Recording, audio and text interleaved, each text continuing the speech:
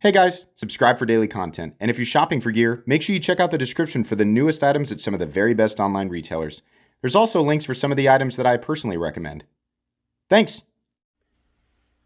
What's going on YouTube? Metal Complex here, and today I'm going to be ranking various popular knife locks. I've got a wide variety of pretty common knife locks out here, or locks that you guys are familiar with, including the frame lock, the axis style lock, the triad lock, the OTF pin lock, right? The little chassis lock that they use on OTFs.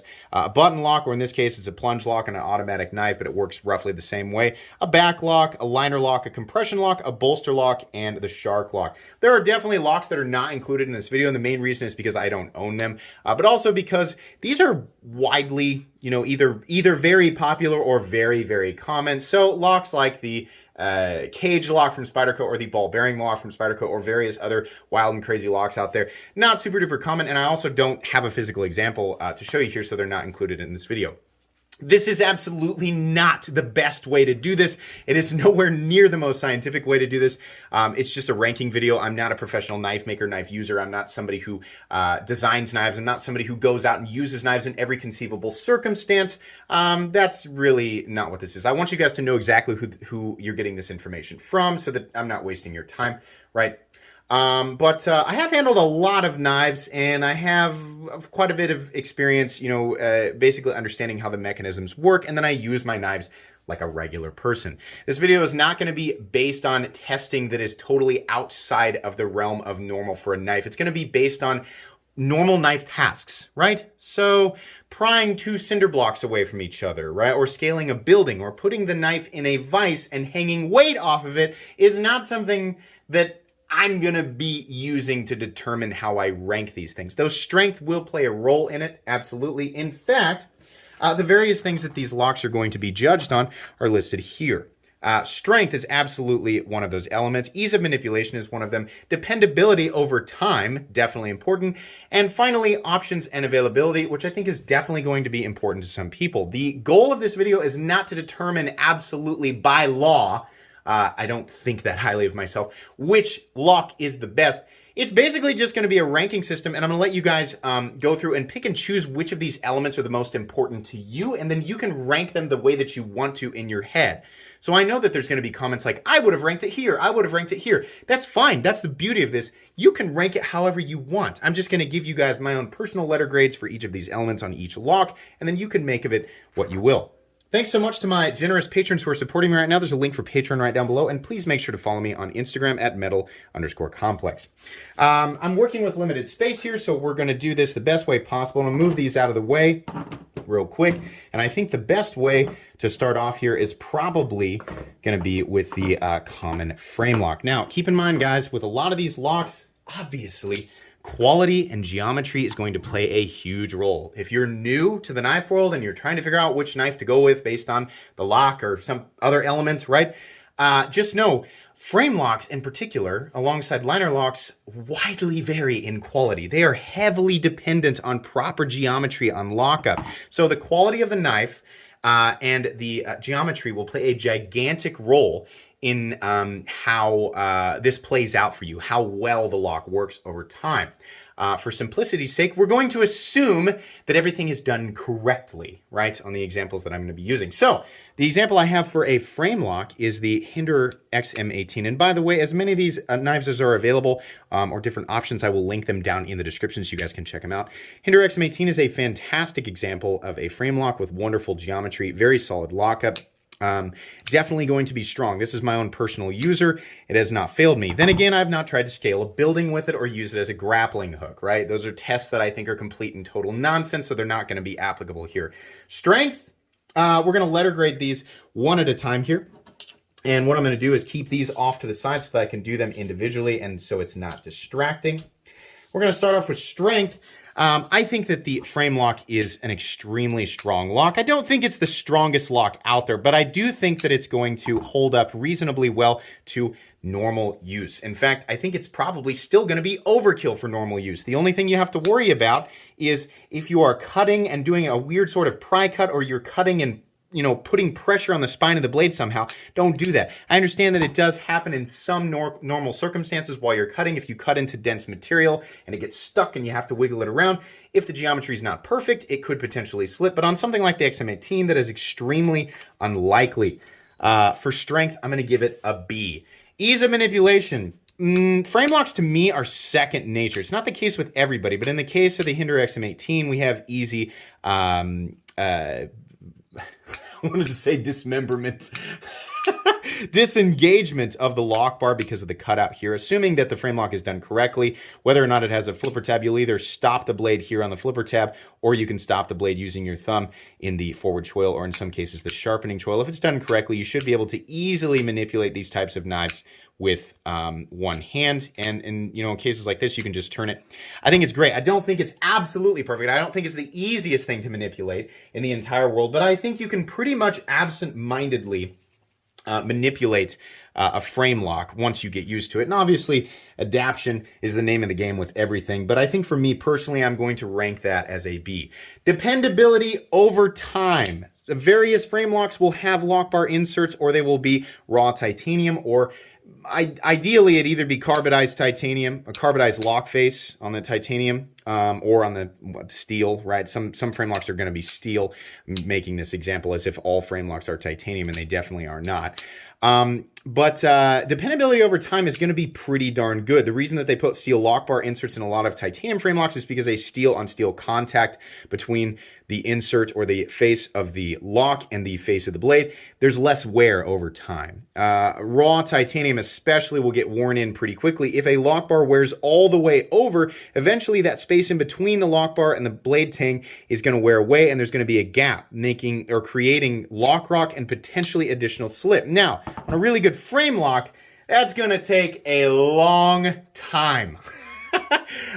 Take Chris, the inventor of the integral lock, or the frame lock himself. That would be Chris Reeve, making these things since the 90s. And a lot of those 90s Sebenzas are still going. I think it's safe to say that dependability over time is really, really good. I don't know if it's going to outlast everything, but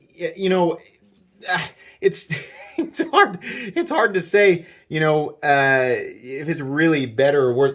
Honestly, I think a really good frame lock is going to be one of the most dependable. It's very simple. There's not really a lot of moving parts there. So I think just based on that, yeah, I think it's extremely dependable, especially considering while you're using it, you're, going to be holding it in place. A bad frame lock will obviously not be dependable, but that you could say that about literally any lock. If it is a good frame lock, and if you're wondering, well, how do I determine good and bad? I've got videos on good and bad knives. You're welcome to go check those out in my discussion and controversy playlist. But yeah, dependability over time, I think that's a no-brainer. A frame lock is going to be extremely dependable over time. And then finally, options and availability. That's an easy A. The options and availability for frame locks, they're everywhere. They're all over the place. It's arguably one of the most common, aside from like a back lock, it's going to be one of the most common styles of lock available. So that's pretty easy there. So overall grade here, it's literally right in between A and B. It's pretty good. So that's how we're going to rank it there. I know that having half grades in some situations might have been better, but that's not what we're working with here. So I'll make sure and lay these out appropriately at the end of the video so you can see how everything ranked. Moving on here, I think it makes the most sense to just jump right into the liner lock. This is a great example of a super dependable liner lock. This is one of my own personal beaters, the Ontario Rat Model 1. I have definitely abused this knife. Definitely. I think it's safe to say that a really good frame lock versus a really good liner lock, the frame lock might be ever so slightly better, but a lock is only as strong as its weakest point, which is going to be the relief cut on a frame lock. So they're pretty darn similar. You do have better contact because a frame lock is generally thicker, so there's more surface contact up here, and because of that additional friction, if the geometry is correct, it's probably less likely to slip. I don't know. This thing has never, ever slipped. Strength, though, I don't know that I necessarily want to rank a liner lock as a B. I think a liner lock is going to have a C for strength. But, keep in mind, guys, I think anything C or better is going to be good enough for the average person. If you're wondering how I feel about my own grading system, my own ranking system, a C or better is probably going to be just fine. Ease of manipulation, it's basically the exact same thing as a frame lock. If it's done correctly, there's ample room to get your thumb in there and move it out of the way. You're pretty much looking at the exact same type of manipulation as a frame lock, so I'm not going to grade it any differently. Dependability over time. I think it's going to be probably about the same as a frame lock, maybe a little bit less. There's less material to wear away. So this may not seem like a fair grade, right? Another reason why it might have been a good idea to have sort of half steps, right? Like a C plus or a C minus, but that overcomplicates everything. So dependability over time is going to be pretty good, but if I'm being honest, if I look at liner locks versus all the frame locks that I have handled, I see more wear on liner locks than I do frame locks. I mean, I see them wearing in further. This is steel on steel, and we've worn in here on this guy probably about 75 to 80%. Now, I'm sure I'll get plenty of additional use out of that thing, and maybe more high-quality liner locks will last a little bit longer. In some cases, a lot of people will say, I have frame locks that haven't lasted as long as my liner locks. Obviously, there are a million variables, right? Just based on my own experience, I see liner locks wearing, because there's less material to wear away, I see them wearing away faster than frame locks. But I mean, like, it's like if a frame lock's going to last for 30 years, I would imagine a liner lock will last 15 to 20 years or something like that. So we're going to give dependability on a liner lock probably a C. Options and availability, that's definitely an A. They're incredibly common. They're all over the place. So what do we have here? We've got 2 C's, we've got a B, and we've got an A. I think we're going to end up somewhere between B and C on this guy. So that's where it's going to sit. I'm obviously not going to perfectly, average these things correctly. And that's part of the reason why I've laid out individual grades so that you guys can make of this what you will. Want to keep moving here so that we're not bogged down. Let's do a fun one. How about the cold steel, triad lock? I'm sure everybody's heard of the triad lock. We're looking at the Cold Steel SR1 Lite. This is a mega pounder of a knife. It's one of the most overbuilt budget knives I've ever handled. Yeah, easy A for strength. That is arguably the strongest or one of the strongest locks out there. If you're going to do stupid things with your knife, if you ask yourself, am I the type of person to do a dumb thing with a knife? Go with the triad lock, right? Absolutely. Ease of manipulation. A lot of people are going to argue with me here, but the problem is that you have to adjust your hand back here. In this case, keep your index finger up here to stop the blade in a safe area where it's not sharpened, and then depress on that back lock. It works the same way as a back lock. Now, some triad locks are slightly different, and obviously, depending on the design, you're going to have a little bit of a different experience. It's definitely not easy to manipulate. You will adapt to it, but as far as the other locks go on this list, it's nowhere near as easy to manipulate as the other locks. It's not a failure, absolutely. It's just nowhere near my favorite. So if I'm being honest, I know people are going to be, no, my beloved triad lock couldn't get anything but straight A's. D on ease of manipulation from me, but you can rank this however you want. Dependability over time, A. If I had an A plus or an S tier, dependability over time on a triad lock, it's like a cockroach. You're never going to kill it. Never. I mean, don't go out and test it, but seriously, dependability over time, there's no way that you're going to kill that thing. And then options and availability, I'm also going to give an A to. These are pretty much exclusive to Demko knives, and because that's who invented it, Andrew Demko, and Cold Steel Knives, which is now still the Cold Steel brand, but it's owned by another company. But they're all over the place. They're everywhere, right? So it's like it's specific to a brand, but they have a bajillion models within that brand. If you want a triad lock, you have a lot of options, right? So what does this average out to? I mean, I guess we're looking at a B grade or something right around there. So that's roughly where I'm going to put that guy. Okay, resetting here. The next knife up, I think we should probably look at a compression lock. I think that's probably a good idea. The Spyderco compression lock. This is a Spyderco Para 3. This one in particular is in Maximate Steel. I like this, but there's a lot of options out there for, the Para 3 or, anything with compression lock. I'll link some of those down below. Strength on the compression lock. I honestly think that that's going to be right around the same ballpark, truthfully, as something like, and we're not talking about the blade. We're talking about the strength of the lock. You can see how this locks up back here and how it sort of pinches, if you can see underneath there. This thing pinches in place behind the blade tang. And its total engagement with the tang is better, definitely, than a liner lock. In fact, I dare say, I'm not going to say it's the strongest lock out there. I would say a compression lock is likely, and again, it will depend on, this still relies on geometry, but not as much as a frame lock or a liner lock in my experience. I have never had a compression lock fail. The only time I think you're ever going to hear about a compression lock fail is when someone is doing something dumb with a knife.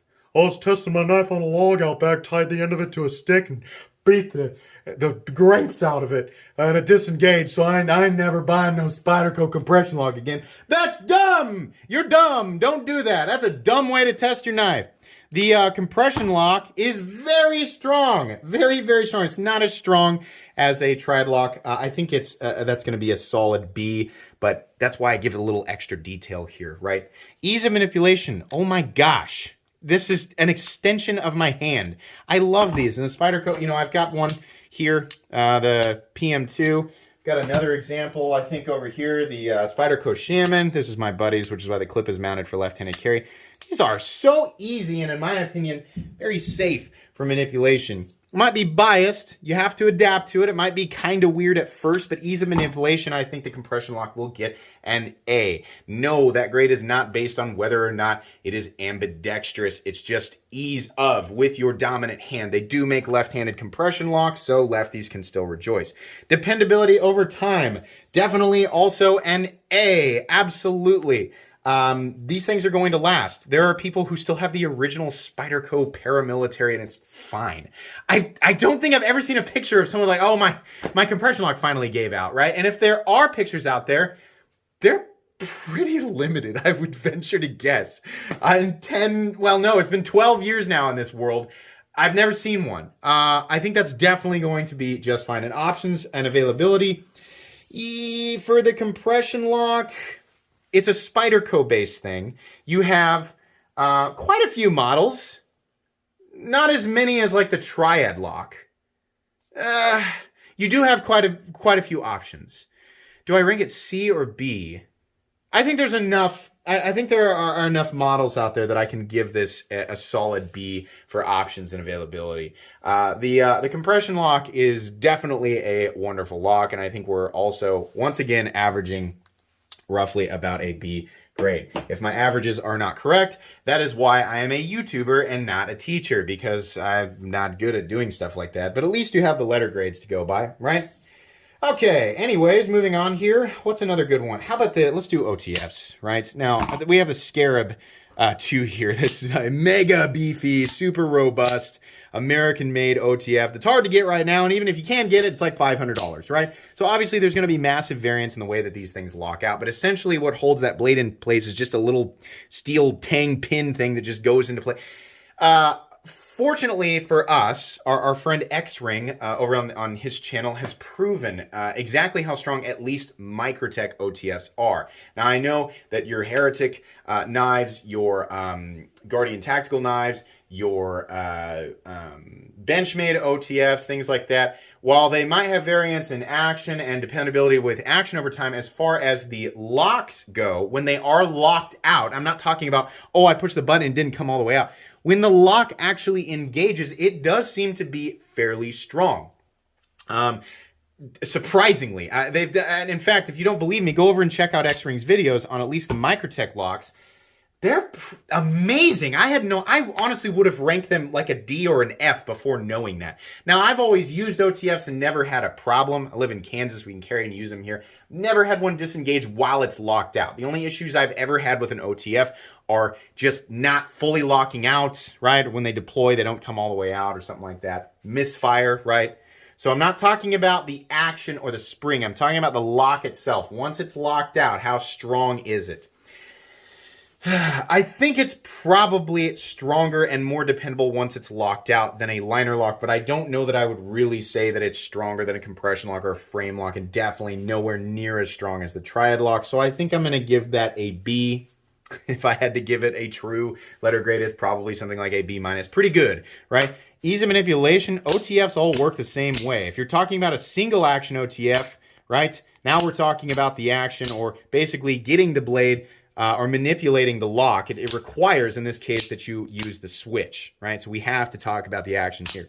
Generally speaking, these are some of the easiest knives to manipulate if we're talking about double action. If we're talking about single action, engagement, at least on deployment, is the easiest thing in the world. It's just a button, right? But then you have to push it back together. Still, I think it's obvious we have to give ease of manipulation an A for OTFs because, I mean, seriously, this is stupid. It's unbelievably easy, right? Dependability over time. There's a lot of moving parts. There's a lot of things that have to happen with an OTF lock to make sure that it engages. There are more parts on an OTF, no matter which ones you're looking at, than any other knife in existence. Now, it would be unfair to give it an F here. But I would say dependability on an over time. I mean, it's a general rule of thumb. The more parts that it has, the more moving parts, the more likely it is to fail. Now, even if it does fail, they can obviously be repaired. But I think the first types of knives to go to become inoperable are probably going to be OTFs. I think history has shown us that as far as like OTFs get a technology getting better and better and better over time. Yeah, sure. But a knife with fewer parts and less moving parts is just it's not going to fail nearly as often, right? So over time, you're just more likely to get failure issues with an OTF. So I would say dependability is definitely a D. Options and availability, OTFs are freaking everywhere. You have a ton of American brands. You've got brands that are not from the United States, that are made overseas, right? Not all the locks are exactly the same. Admittedly, I know people are going to bring, the deadlock OTF. Okay, last time I checked, the deadlock wasn't falling off the shelves due to overabundance at Walmart, right? So, availability, if we're talking about real availability, and the deadlock in the OTF is a different style of lock. It's also totally unique, right? So if we're talking about the common, popular OTF locks that work, essentially lock up generally the same way, I think availability is also going to be an A. So what are we looking at here? Again, a lot of these are ending up almost exactly the same. We're looking at 2 A's, a B, and a D. I think we probably average out to a high C or low B. It's probably also going to be somewhere around there. So there you go. Moving on here, let's put the letter grades back. B and D, there we go. Okay, so let's talk about the Axis style lock, right? Very popular. Of course, this is the Able lock, as I'm sure people will correct me. They copied Benchmade. No, they didn't. The patent ended on the Axis lock a while ago, so companies can now use this and call it whatever they want, right? They can call it the helicopter lock or the octopus lock, or they can call it the Jackie Gleason lock, or whatever the heck they want to call it now, right? So in this case, it's the Able lock. Strength. The Able lock is super strong. I would say, now I know people are going to go, oh, but Omega Springs. We'll get to the Omega Springs. There's a category for that, right? But for strength, once the thing is engaged, once this bar has actually engaged back behind that tang, you can see how that works. Slides into place. Oh, the total engagement on this thing is very, very strong. I think Benchmade and other companies and other reviewers have proven if the engagement is right? There's always going to be people saying, I had an Axis lock that disengaged. Obviously, there's going to be variants. There's going to be lemons. There's going to be, because we're talking about machine-made items, there's going to be some models that are imperfect. If you judge an entire company off one failure, you don't have all of the information, right? What you should do is, did my Axis lock fail? Did any of these locks fail? I'd like to find out if my experience is shared by the community. And then what you do is you go and find out, is this a common failure? Is this something that other people are complaining about? If yes, then yeah, your complaint is justified. If no, then, again, if you've decided to judge the entire company based off one product and one failure, you just don't have all the information. Generally speaking, the Axis lock is really, really strong. Lots of people beat on these types of knives. They do stupid things with these types of knives. I think the Dutch bushcraft guys have proven, they've done some pretty abusive stuff to various Axis style locks, and they have held up. I think you're more likely to damage some other part of the knife, which is the case with a lot of these locks, like the triad lock and the frame lock. I think you're more likely to damage another part of the knife that makes the knife inoperable before you actually warp the lock or bend the lock or damage it to the point where the knife is not operable due to lock failure. So strength, sorry, that was a long way of saying I'm going to give an A to strength. Ease of manipulation, generally speaking, these are ambidextrous and unbelievably, you can go one finger, you can use your index finger back here, right? These are stupidly easy to manipulate, and I'm definitely going to give the Axis style lock an A. And that includes other locks, right? The XR lock works roughly the same way. I know you guys really want me to include a lot of other locks in here. This is not, my goal is not to cover every single lock. My goal is just to talk about the ones that we see the most, or if not the most, then ones that are extremely popular and there's a lot of attention on them, right? Dependability over time. I think, and this sucks, but here's the truth. You're going to hear about Omega Springs failing. You're going to hear about it. The truth is that as far as, think about the number of Benchmade knives in existence, in circulation, right? The number of, now that the patent has ended on the Axis lock, the number of other companies making and producing Axis style locks in massive quantity. There's a crap load. It's unfathomable how many of them are out there, right? So if you go and find 10 different people or even 20 people, let's say you find 100 people going, my Omega Springs broke. Okay, if there are hundreds of thousands, and that's my guess, hundreds of thousands of different locks like this in circulation, 100 people's not very much, right? However, I think the Omega Spring is, while it is not the lock itself, it is certainly critical to the the lock's operation. It is more likely to fail over a certain period of time. I mean, everything is finite. We live in a finite universe, right? I think an Omega Spring is definitely one of the most likely things to go, and it's probably right around the same, lifespan as, or likeliness to fail as some internal mechanism in an OTF. Fortunately, they are super easy to replace. I don't want to bring down Hogue or Benchmade. Generally, if you have an Omega Spring break, you just call them up and you're like, yeah, my Omega Spring. They're like, okay, and they send you another one. So yeah, but if we're just reducing it to dependability, I don't think it's a failure. I just think it's nowhere near as good as everything else, right?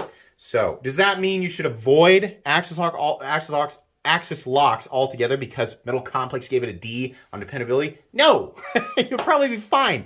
Personally, I have never, ever had a Benchmade knife fail. I have multiple Benchmades and Axis style knives, and I've been in this hobby for well over a decade. I've never had a failure, but I think if we're being fair, dependability over time, D. Options and availability, they're everywhere. It's definitely going to be an A. So we are once again looking at a B, mid-range B, or higher grade B. Starting to see kind of a pattern here. But that's the truth, right? It's like the final letter grade is one thing. But that's why it's important to go through each one of these elements, because they're going to mean more or less to individuals. So while you're not going to see a lot of variance in the final grade here, what's important to remember, again, is to take each one of these as an individual value system for yourself so that it makes sense, right? Let's talk about the back lock. Oh, he better not say anything bad about the back lock, because that's what the Buck 110 uses. And you can't say anything bad about the Buck 110 because it's the best knife ever. Nobody ever needs anything more than the Buck 110. I disagree. Strength, yeah, the back lock is definitely good. It's not as strong as the triad lock, but truthfully, if you're damaging a back lock, like a well-made back lock, right? You can see how these engage here. There's a lot of contact. The only way that it's going to disengage is if you accidentally depress this, which isn't likely unless you're like, oh, hold it upside down and squeeze right there, right? Not likely. Not likely. And even if you're banging around on it, if you're cutting and twisting with it, right, which is still a semi-normal thing to do with a knife. If you find yourself in a pinch, I wouldn't recommend it, but if you're in a pinch, that's a semi-normal thing to do with a knife. Yeah, it's really strong. I would say at least as strong as a frame lock, perhaps stronger. In fact, yeah, I would say a back lock probably is stronger overall. A really, really good back lock versus a really good frame lock. The back lock will probably do a little bit better, but it's still nowhere as near as strong as a triad lock. If you really need that, right? If you're really using your knives as a grappling hook or whatever. Ease of manipulation, I'm going to give it the same grade that I gave the triad lock because you, once again, have to adjust. Oh no, you have to adjust, right? It's still an extra movement. You have to dedicate a certain amount of brain capacity to that. And if you are working with your hands, right, what's more important to you in the moment is the task at hand, not the fiddly diddly, whatever you're doing with your knife, right? This part should be no brain activity whatsoever, right? But if I make a cut, there is a part of me that has to stop and go, wait, make sure your index finger's up there, stop the knife, right? Or normal person, put the thing that you're working with down, use two hands and close it, right? Is there a safe way to do it? Absolutely. Does it take a little bit more brain power? Is it a little bit worse than second nature to manipulate a backlock? I think so. So I'm going to give it a D. Dependability over time, definitely an A. Some of the oldest knives in existence are backlocks. Like the oldest locking knives in existence, I think, are probably backlocks. And a lot of, I own some that are still just fine. Obviously, they've proven that they can handle it. I'm definitely going to give that an A. Options and availability, also an A. They're freaking everywhere. They've been everywhere forever. And we're still making, or companies are still making modern backlocks, right? What is this? This is the new DLT Trading exclusive Indela and CBM 20CV. I think it's actually still available, so I'll make sure that one's linked down below. So yeah, what do we have here? Another B, right? A lot of these are Bs. It's just the way that it is. But anyways, let's go ahead and move on here to, how about a plunge lock, right? Now this is they're working essentially the same way as there's no way to see inside this, but this cylinder, essentially, it releases, in this case, this is an automatic knife. This is the ProTech S&G, which is not available, but you can definitely find, obviously, automatic knives out there. You can find manual button lock knives that don't have a spring, right? But this cylinder slides into place in an area that is cut out. You can see it right there. It slides into place right there.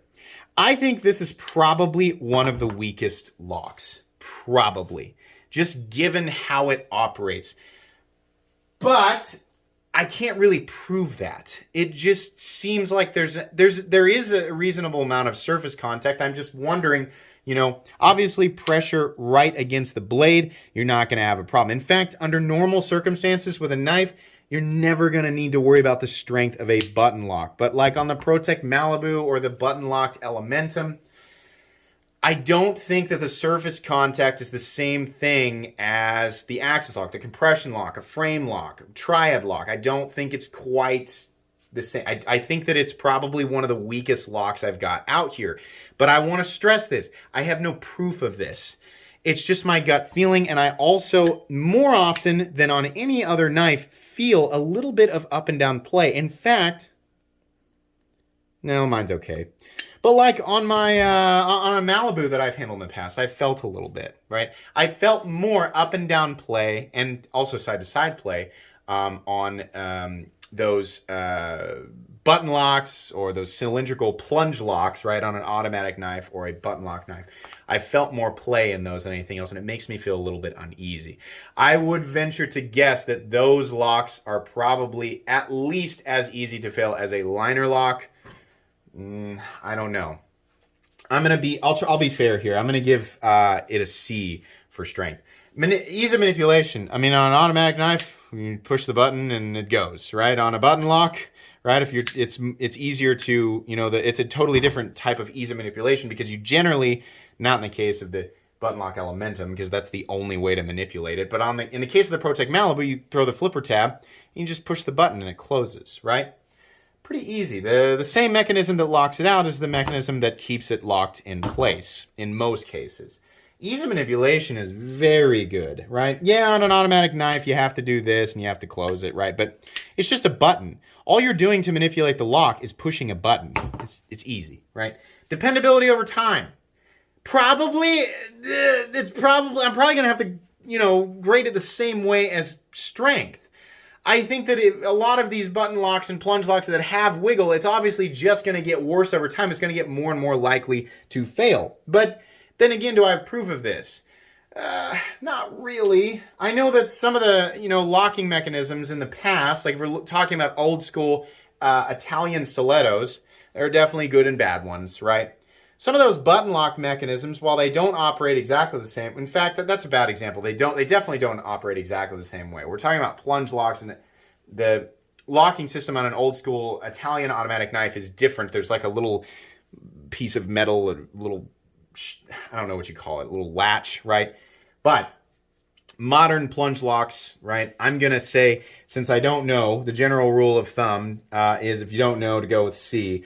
I'm going to say it's probably not going to be as dependable as something like a back lock or something like a triad lock or a compression lock, right? Can't give it an A, and I'd say still everything that I've given a B to, I can't say the same thing about that. Options and availability is pretty good. We see a lot of automatic knives out there. We don't see nearly as many button lock knives, but I don't think it's nearly as common as something like a liner lock, a frame lock, or anything like that. Yeah, I'm going to give that a B. So all the way around here, I think what we're coming in at is a solid. We have got 2 C's, a B, and an A. I think we're coming in at a solid C there on that guy, I think. Comment on my ability to average this stuff correctly. I have no idea. Where are the rest of my A's? There they are. Okay, let's do, what's another one here? Whoa, we really that close? Boy, okay.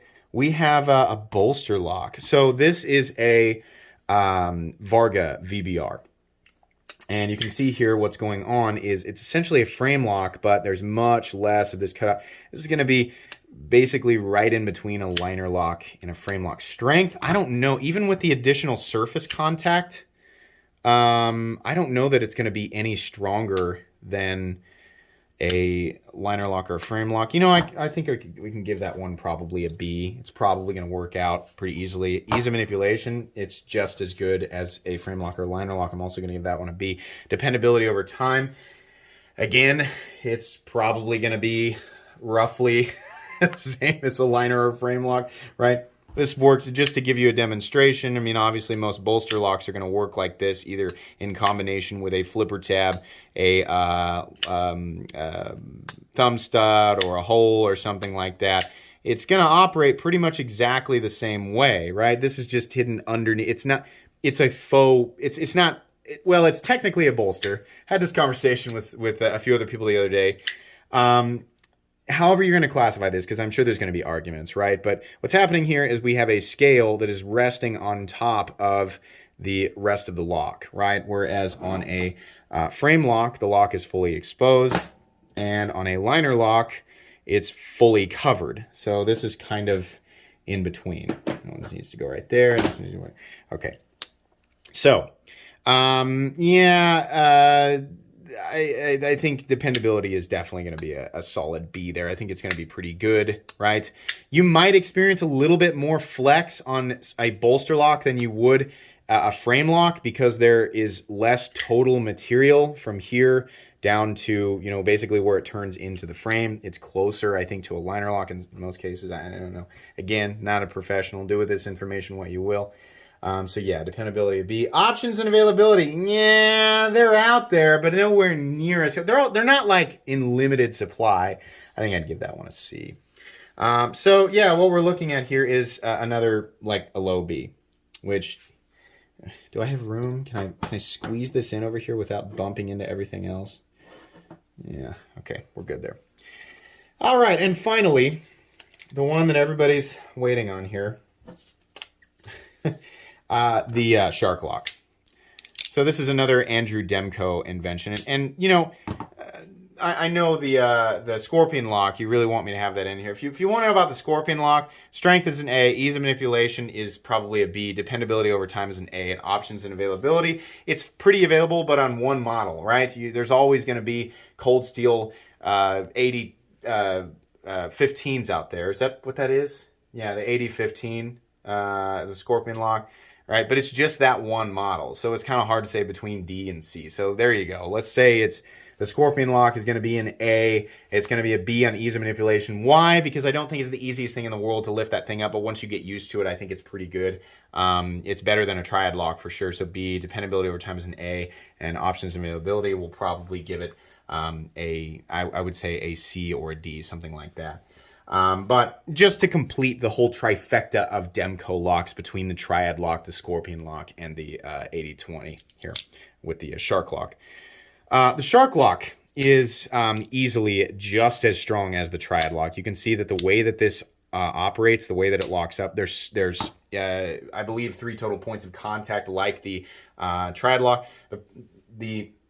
Again, the shark lock is just something you're going to see on the 80-20 and the 80-20.5, which is the production version of it. It's very new, right? Strength is the equivalent, at least, of the triad lock. Those are not my words, not based on testing. Those are words of the person who invented it. Strength is an A. Absolutely. Ease of manipulation, A. Why? Because look at this. This has got to be one of the easiest things in the world to open and close. You simply pull down on the slatch right here, which is caging a coil spring completely inside of this. In fact, there's no access to it whatsoever. There's nothing that can affect that. As long as the knife is together, and as long as you're not submerging the knife underwater, there's nothing that's going to mess with that spring. Nothing. Ease of manipulation is absolutely an A. That is ridiculously easy to manipulate. The lock itself is, you can use just the lock to deploy it and close it. And it doesn't matter if you're left or right-handed, right? And you're good. Dependability over time, I'm also going to give that an A. That is a stupidly dependable lock. The coil spring could wear out. Not likely, given that the maximum amount of tension and, release is all controlled and it's caged inside of there. Again, unless you're submerging the thing underwater, it's not likely that that's going to fail. There are lots and lots and lots of knives in history that have used coil springs for, I'm calling it, yeah, it's a coil spring that's in there, that have used that type of system. I mean, okay, look at a pen. A regular pen that's got a coil spring in it, right? That thing will disintegrate completely before the coil spring in that pen fails. Now, obviously, it's a different type of tension, probably a different type of coil spring, right? I don't think you need to worry about that. I think the coil spring thing has worked just fine. Mannix 2 is a good example of a knife that also uses a coil spring. It's much more likely that the cage itself, in fact, I think that was the issue with that knife in the past. The old cages were failing. The coil springs were always fine. I don't think I've ever heard of a situation where a coil spring in a knife has failed. So this being completely and totally fortified by the scales and the lock itself, yeah, dependability is good. Lockup, you're not going to disengage that. The only way to disengage that is to pull back on this thing while you're using it. Not a likely thing that's going to happen, right? Options and availability is an F. Why? Why are we not focused? Because the only way to get this thing is to either buy the ridiculously popular 80-20 and totally, like, when they drop, if you didn't know, these are literally gone in seconds. They're gone in seconds. Feel free to sign up for notifications down below at Blade HQ, GP Knives, and DLT Trading. They do get drops, but my goodness are they gone quick. $425 for the G10 version, $625 for titanium, or $350 for Grivery. Or you can go with the production version, the 80-20.5, which is the smaller guy in Grivery and OS 10A. Or I think it's Grivery. Those are $150, but good luck getting those. Those are just as popular, arguably, as these. You can't get them. Maybe in the future. This might be the greatest lock in history. Its only problem is it's not available. And there are no options. It's 80-20 or 80-20.5. That's it. If this lock were widespread, meaning if Andrew and John Demco decided they were going to make a whole bunch of knives in a line, or maybe sell the lock in collaboration to, like, let's say they work with another production company and they make a ton of models, it'd be the greatest lock in existence, right? So if that's all you want to know, yeah, outside of availability, I think this is pretty obvious. Many other people and YouTube creators and people in the knife community in general have talked about this. The shark lock is probably one of, if not the greatest locks in existence. The problem is, it's just not available. Here's the other problem. It still ends up as B. So that is essentially, I think that's going to conclude everything that we've got here. I'm going to bring these back out so you guys can see. Hopefully I'm accurate. This is, just bear with me, this is a 45-minute video at this point. And I've got everything over to the right that's, you know, pretty well sorted the way that I laid it out in the video. We have a lot of stuff that's going to rank as B, and a lot of stuff that's going to rank as C overall. So what's to be gained from this video? If you value everything that I have talked about in today's video equally, then this final ranking system, or this final, you know, what we're looking at here, is going to, you know, be helpful to you. But most people will pick and choose the elements of this ranking system that they care about or that makes sense to them. I'm sure a lot of this stuff is just going to be like, no, I'm going to wave that off. I don't agree with that at all, right? You don't have to agree with me. Most locks are going to be just fine. There's not a lot of modern locking mechanisms out there on quality knives that I don't trust for regular day-to-day use. So I don't want people to get hung up on, you know, look how boring the end screen is, right? It's the individual ranks, right, that I think break down the dynamics of this stuff. If the knife is made well, if the geometry of the lock is good, and most importantly, if you are using the knife for knife tasks, a screwdriver is a screwdriver. It's for screwdriver tasks. If you are using a knife as a screwdriver, I know your dad and your grandpa use their pocket knives as screwdrivers. It's not a screwdriver. It's a knife, right? It's not a pry bar. It's a knife. It's not a hammer. It's a knife, right? Now, you know, closest to triad lock, right? If you disagree with me, there you go. These are your options. Triad lock, right? But most importantly, how you're using the knife, right? So most locks are going to be just fine for that, but this is how I rank the stuff that I've talked about today. I hope that this was at least mildly entertaining. Again, like I said, I know it wasn't a perfect system, and it's really hard to get all this information out in one take, which is my style. I don't like to edit and chop everything up. No, I just want to do things all in one take like this. So I hope this was at least mildly entertaining. If you're new, I hope you got at least something out of this. If you're not new, again, I hope you got at least something out of this. Links for a lot of this stuff will be included down in the description. Please make sure to follow me on Instagram at metal_complex. If you enjoyed this video, leave a like. If you'd like to check out my other content, I do, of course, have lots of videos of knives that are either expensive or inexpensive that I do or don't like, so check those out. And if you enjoy all my content, go ahead and click on that Metal Complex logo right there and subscribe, because there's definitely more coming. Thanks again for watching, everybody, and have a great day.